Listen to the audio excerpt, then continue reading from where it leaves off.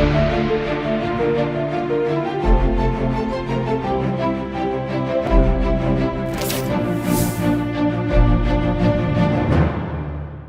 मैं हूं रत्ना और आप देख रहे हैं सी न्यूज़ भारत। आए रुख करते उत्तर प्रदेश बुलेटिन की और बात होगी प्रतापगढ़ की, जहां कृपा महोत्सव में भजनों पर झूमे श्रोता। बाबा खाटू श्याम के दिव्य दरबार में भक्तों ने की पुष्प वर्षा। साथ ही बात होगी रायबरेली की, जहां पीड़ित के जमीन पर दबंगों द्वारा किया जा रहा कब्जा। ऐसी तमाम खबरों पर विस्तार से चर्चा करेंगे। खबर गाजियाबाद से है, जहां लोनी नगर पालिका परिषद की बोर्ड बैठक में उस समय अफरा तफरी मच गई जब वार्ड नंबर 1 के सभासद आदर्श प्रधान ने नगर पालिका में कथित भ्रष्टाचार, सफाई कर्मचारियों के वेतन भुगतान में देरी और विकास कार्यों में भेदभाव का मुद्दा उठाते हुए तीखा विरोध दर्ज कराया। सभासद आदर्श प्रधान ने आरोप लगाया कि नगर पालिका प्रशासन जनता की मूलभूत समस्याओं की अनदेखी कर रहा है, सफाई कर्मियों को समय पर वेतन नहीं मिल रहा है और वार्डों में विकास कार्यों के आवंटन में भेदभाव किया जा रहा है। उन्होंने कहा कि नगर पालिका में भ्रष्टाचार अपने चरम पर पहुंच चुका है। विरोध के दौरान सभासद ने आत्मदाह का प्रयास कर दिया, जिससे बोर्ड बैठक में मौजूद अधिकारियों और जनप्रतिनिधियों में हड़कंप मच गया। हालांकि मौके पर मौजूद लोगों ने तत्काल हस्तक्षेप कर स्थिति को नियंत्रित कर लिया। घटना का वीडियो सोशल मीडिया पर तेजी से वायरल हो रहा है, जिस पर लोगों की विभिन्न प्रतिक्रियाएं सामने आ रही हैं। इस घटना के बाद लोनी नगर पालिका की कार्यप्रणाली और प्रशासनिक व्यवस्था को लेकर नई बहस शुरू हो गई है। आदर्श भाई, आज आपने इतना बड़ा कदम उठाया है, नगर पालिका अपने पेट्रोल छिड़का है, ऐसी नौबत क्यों है?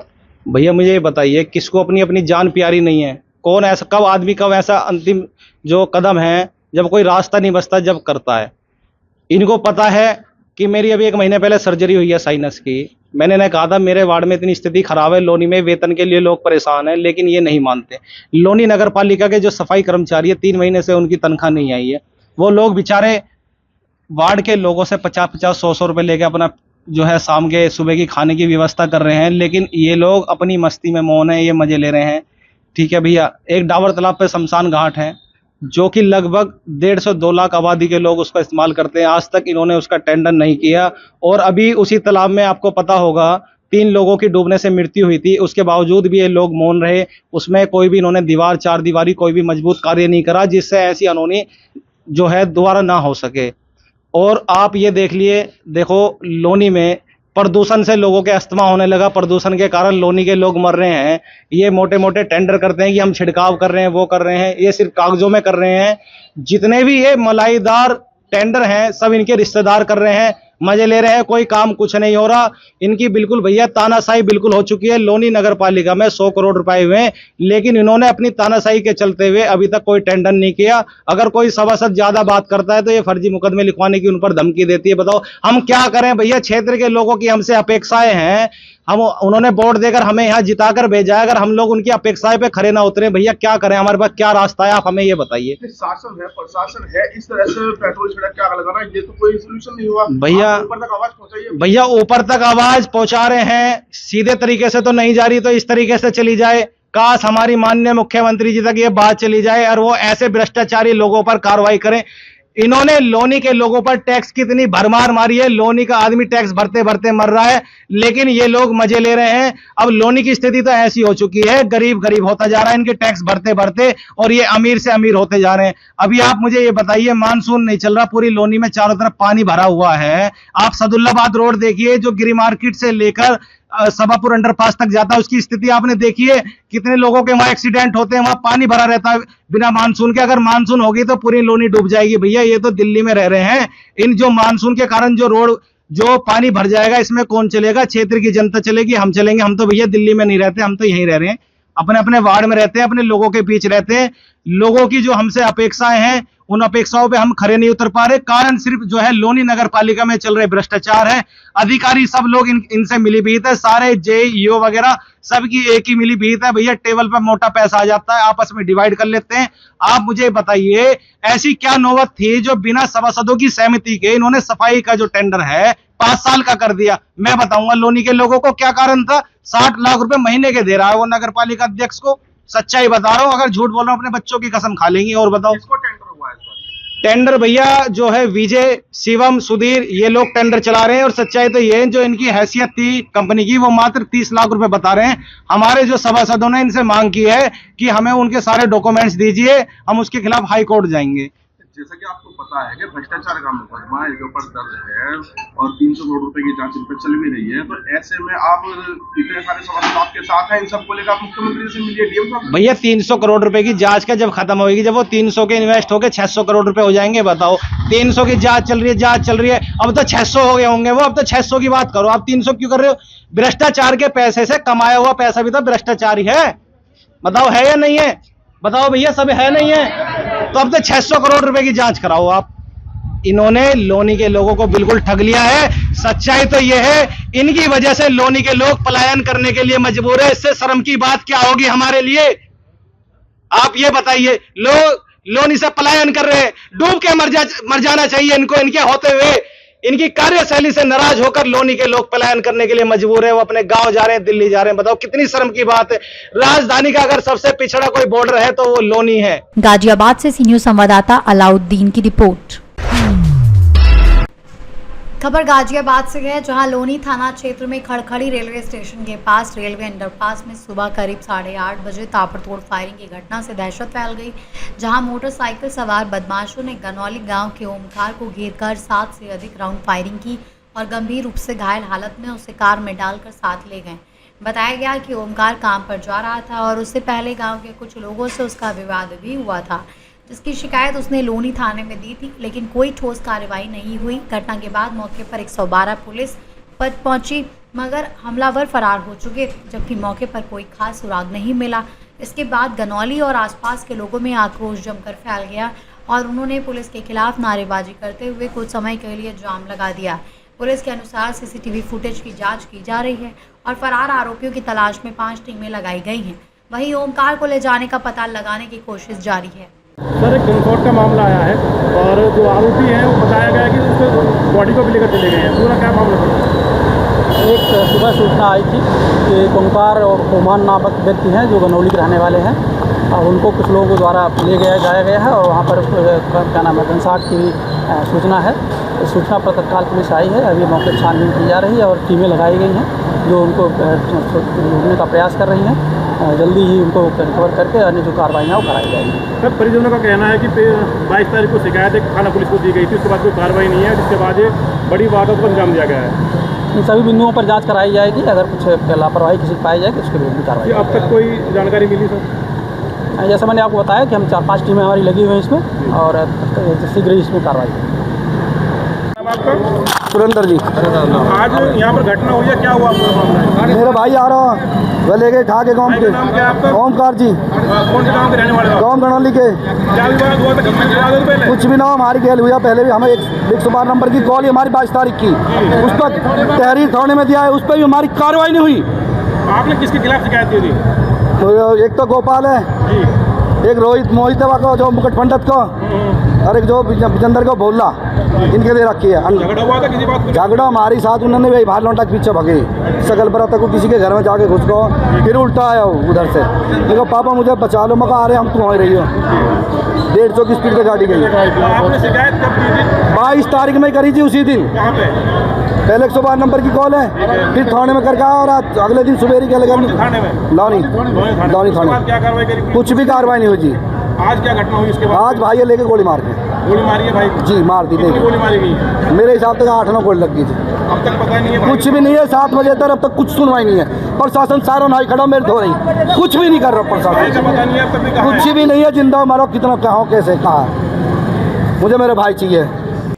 गाजियाबाद से सी न्यूज संवाददाता अलाउद्दीन खान की रिपोर्ट। खबर प्रतापगढ़ से है, जहां श्याम आस्था मंडल के तत्वाधान में डॉल्फिन पब्लिक स्कूल छीटपुर के ग्राउंड में आयोजित बाबा खाटू श्याम के कृपा महोत्सव में भक्त भजनों पर झूमते रहे और पुष्प तथा इत्र वर्षा भी करते हुए दरबार का दर्शन किया। कार्यक्रम की शुरुआत राजस्थान से आए बाबा के अनन्य भक्त कैलाश नाथ जी महाराज ने की, जिन्होंने बाबा खाटू श्याम के स्वरूप और उनकी महिमा पर प्रकाश डाला और कहा कि बाबा सभी भक्तों के सहारे हैं और उनका दर्शन जीवन तर देता है। राजस्थान से आए विजेंद्र सिंह शेखावत के नेतृत्व में भक्तों ने दर्शन किए। वहीं रुकनसर धाम से पधारे भजन सम्राट गुलाब नाथ जी ने गणेश वंदना के साथ कीर्तन की है रात। बाबा आज थाने आड़ू है सहित अनेक भजन प्रस्तुत किए, जिन पर श्रोता झूमते रहे। वृंदावन से भजन गायिका तुषा तिवारी ने मां मंगल की मूल भवानी सरना तेरा है जैसे भजन प्रस्तुत किए। जबकि प्रतापगढ़ के भानु प्रताप सिंह ने बाबा के दिव्य दरबार में हाजिरी लगाते हुए भजन प्रस्तुत किए। कार्यक्रम में भक्तों ने अखंड ज्योति में आहुति डालकर मनोकामना पूर्ति की कामना की।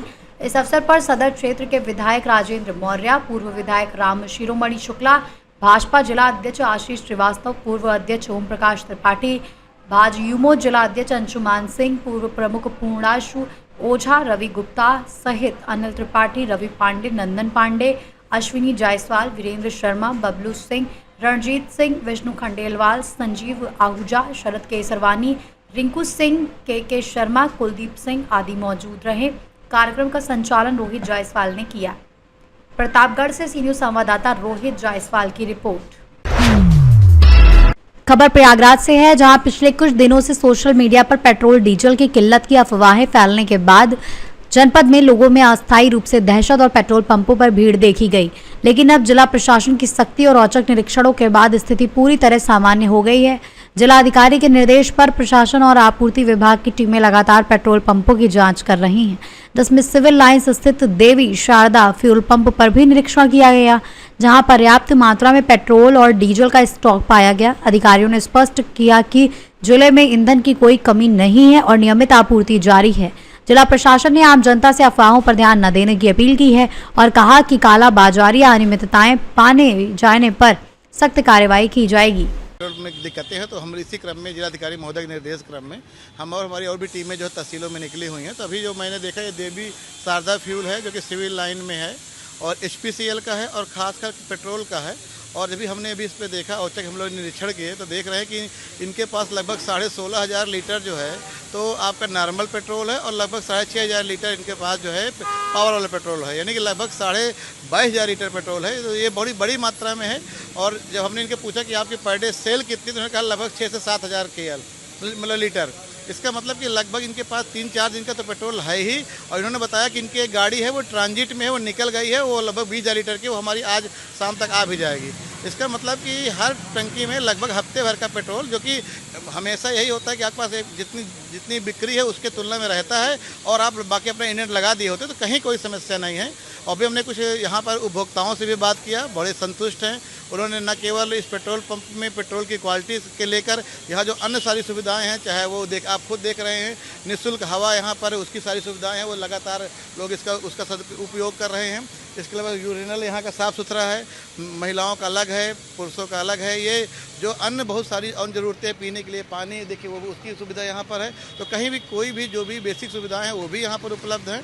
तो कहीं भी तेल की कोई भी कमी नहीं है। मैं एक बार पुनः जनपद के समस्त जनपद वासियों से पुनः निवेदन करता हूं कि जनपद में कहीं भी डीजल पेट्रोल की कोई कमी नहीं है। कृपया जो है किसी तरह के अफवाहों से पूरी तरह से रहें। आप खुद फील्ड में निकले, खुद देखेंगे कि आपको हर पेट्रोल पंप में तेल मिल जाएगा। हाँ, एक दो में कहीं हो सकता है कि कुछ कम वो हो, तो वो उसका भी कहीं ट्रांजिट में रहता है, रास्ते में रहता है, वो आपको अगले 2-3 घंटे के अंदर वहाँ तेल पहुँच जाएगा। बिल्कुल, जैसे मैंने अभी बताया, अगर कहीं पर भी अभी हम लोग आज एक और भी नियम, अभी हमको कल एक आदेश प्राप्त हुए हैं कि कोई भी बल्क में खरीदारी नहीं होगी। कोई भी अनअथराइज व्यक्ति तेल का अगर जो स्टोरेज नहीं करेगा, अगर कहीं पर भी अनअथराइज स्टोरेज मिलता है, काला बाजारी होती है या ओवर प्राइसिंग होती है, मिलावट खबर आती है, तो हम लोग उसके विरुद्ध कड़ी से कड़ी कार्रवाई करेंगे। और न केवल 3/7 के तहत हम लोग FIR दर्ज कराएंगे, धारा 3/7 के तहत। अभी उसके विरुद्ध हम DM जिलाधिकारी महोदय के आपका अनुमति के क्रम में और उनसे जो है निर्देशन क्रम में हम उसकी राशि का भी लगाएंगे।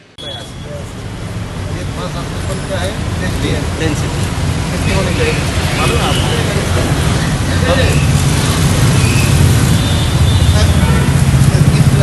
कितना पर डे आप लोग निकालते हो? आप इसी नजर में काम करते हैं? हाँ, पर डे कितना सेल होती है? हाँ, 2,200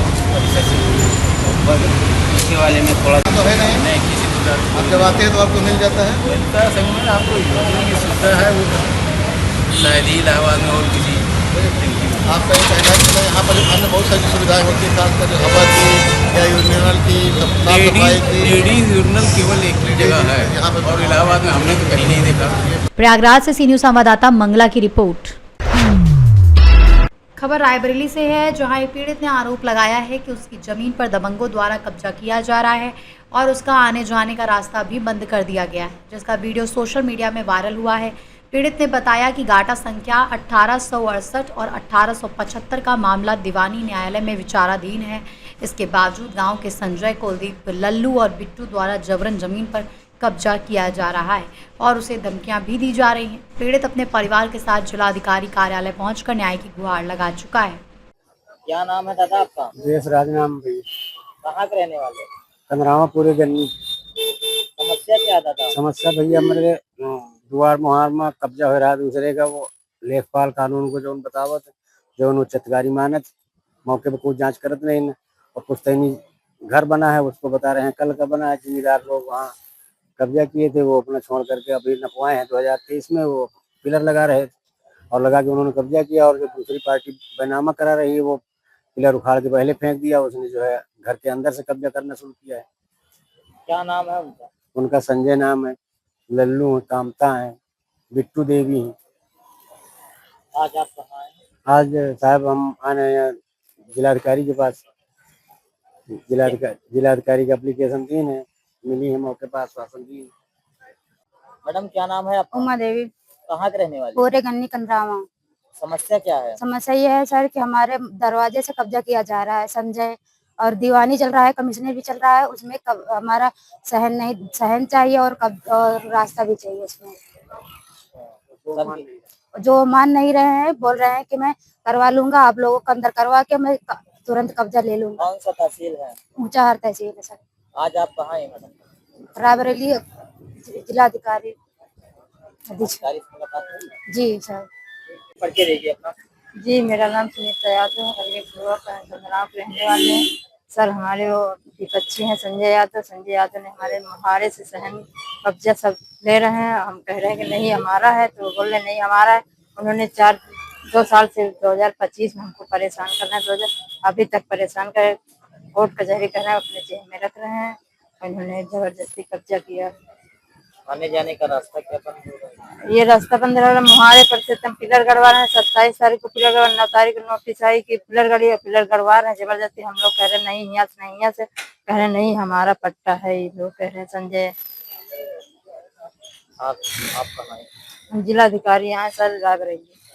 क्या कर सकते हैं? सर एप्लीकेशन दिए हैं, बोले कि ठीक है आपको रास्ता सही से मिलेगा, आप परेशान मत हो। रायबरेली से सी न्यूज़ संवाददाता वीरेंद्र साहू की रिपोर्ट। बुलेटिन में फिलहाल इतना ही। देश और दुनिया की तमाम बड़ी खबरों के लिए देखते रहिए सी न्यूज़ भारत।